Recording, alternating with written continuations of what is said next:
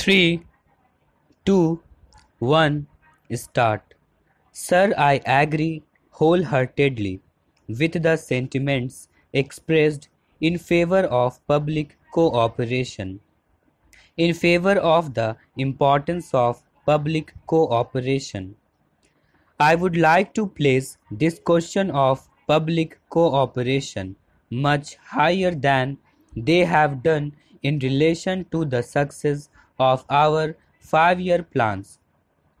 It is indispensable for the success of the 5-year plans, not only for the 5-year plans, but also for the progress of the country in every direction. Public cooperation is of supreme importance. When we think of a plan, usually it occurs to us that the requisites for the successful implementation of it are materials, machines, financial resources, and personnel.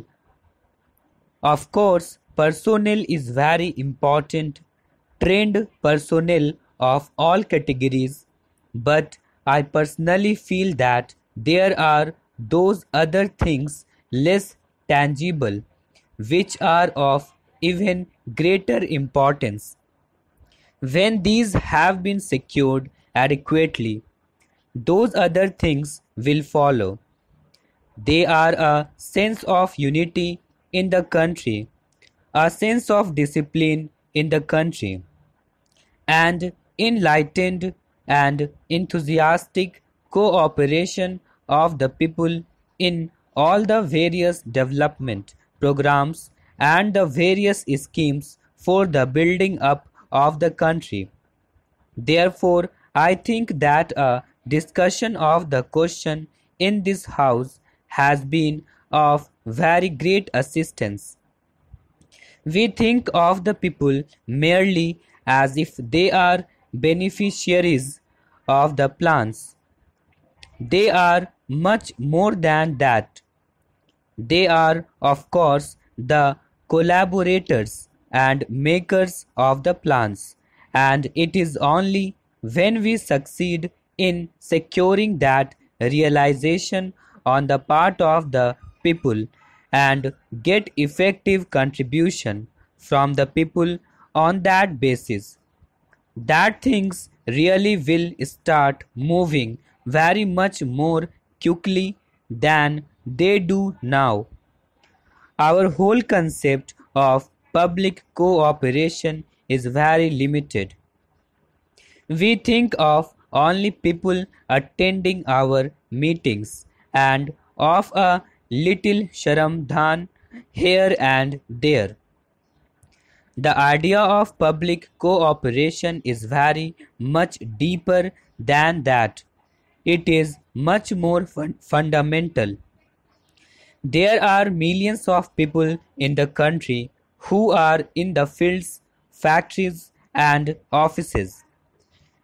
The moment they begin to see that it is on a little better work, harder work, on their part, that the progress of this country depends, that realization itself will make for greater, quicker, and accelerated progress. As was pointed out by one honorable member, it is a question of attitudes, it is a question of a certain perception, a certain understanding.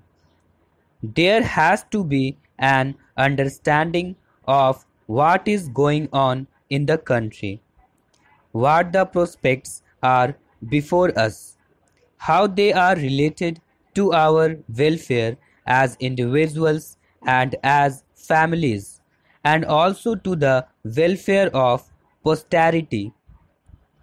There is also something more than this intellectual appreciation. It is an emotional link with all that is happening. Public cooperation, therefore, has to be understood in that sense. It is the atmosphere which is created in the country. in which all these schemes and all these development programs are going to function. That is important for their success. That atmosphere depends upon the people, their minds, and their attitudes. There is also the question of resources. People help not only by their work, the resources also are drawn from them. They pay in various ways, taxes, loans, etc. If we want to step up our development, investment has to be increased.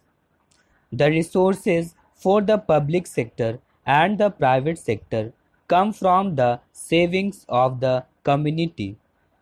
This means economy and avoidance of wasteful expenditure. One honorable member said that austerity should not be restricted to the workers only.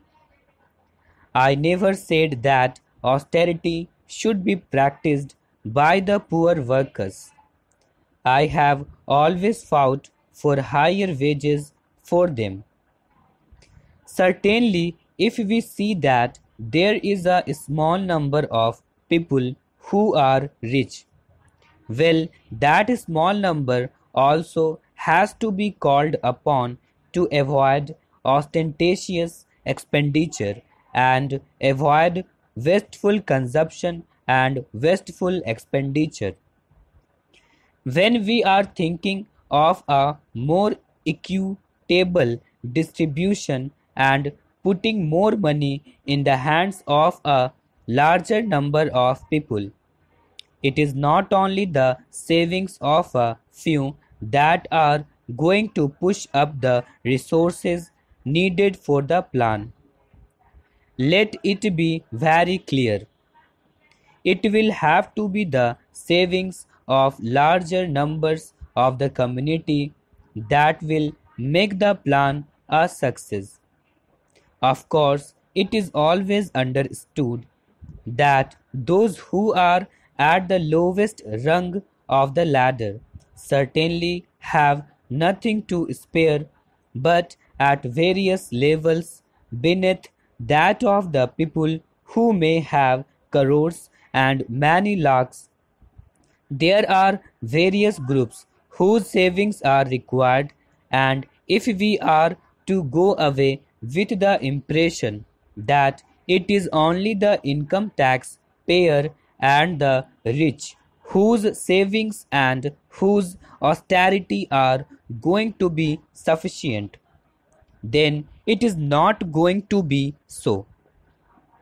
The question of harder work, more honest work, economy, austerity in various degrees, all these are important for the plan. There is the question of the sense of discipline, of how we behave towards each other and how we provoke each other. The occasion may be very small, but it may appear at the time to be something of a crisis. But when it is considered in relation to the vast question of development of the country, the future of the country, that small trouble which arises out of one thing or the other pales into insignificance even from the point of view of the larger interest of those very groups. If they create disturbances, if they create a commotion, if they create a sense of insecurity, that is bound to hamper the progress of the plan, and they will suffer, among others, perhaps much more than by anything that they may gain by the things which provoke them into those things. It is just incidentally that I have mentioned this. There the people have to cooperate, but there is other aspect. Of course, they have to bear the brunt of it. The initiative for public cooperation has to be theirs.